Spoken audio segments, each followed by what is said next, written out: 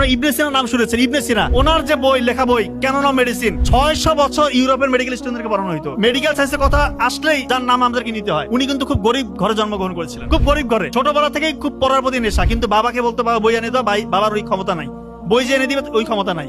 উনি পরে পাশে যে মসজিদের লাইব্রেরি আছে ওইখানে মোমবাতির আলোতে পড়তেন, দিনরাত পড়তেন। এত স্টাডির প্রতি তার আগ্রহ, এত পড়ালেখা করতেন। এবং ওনার যে বই, লেখা বই ক্যানন অফ মেডিসিন, 600 বছর ইউরোপের মেডিকেল স্টুডেন্টদেরকে পড়ানো হইতো। দিনদার পাত্রপাত্রীর সন্ধানে ভিজিট করুন অর্ধেকদিন.com। এবং এখনো আপনারা জানেন ইবনে সিনার নাম, আমি তো বারবার বলছি, মেডিকেল সায়েন্সের নাম আসলেই ওনার নাম অতপ্রতভাবে জড়িত। তার মানে কেউ যদি জ্ঞান অর্জন করে সত্যিকার অর্থে আল্লাহ তাআলা তার সম্মান বাড়িয়ে দেয়।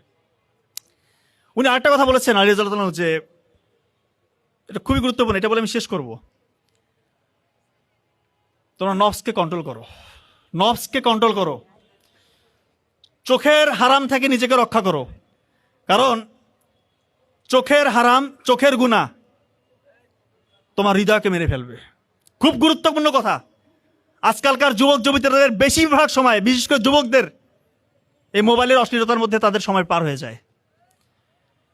কেএফসির যে প্রতিষ্ঠাতা কর্নেল স্যান্ডার্স, 65 বছর বয়স, 65 বছর বয়সে গিয়ে উনি বলতেছে আমি জীবনে কিছুই করি নাই, এখন কিছু করতে হবে।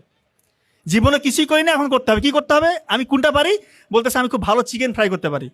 কিন্তু দাঁড়ে দাঁড়ে যাচ্ছে, সকল রেস্টুরেন্টের কাছে যাচ্ছে, সবাই রিজেক্ট করে দিচ্ছে, বলতেছে না তোমার এই কেএফসি মানে এই হচ্ছে চিকেন খাওয়ার মতো না, অযোগ্য।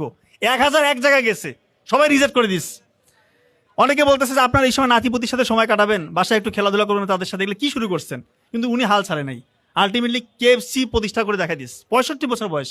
তার মানে হাল ছাড়া যাবে না, হাল ছাড়া যাবে না। আরেকটা বিষয় হচ্ছে জ্ঞান অর্জন করতে বলেছেন। আলী রাদিয়াল্লাহু তাআলা বলছে জ্ঞান অর্জন করো, জ্ঞান অর্জন করে তুমি অনেক উঁচু হবা। তো জ্ঞান অর্জন করলে যে আসলে উঁচু হয় এরকম উদাহরণ অসংখ্য আছে।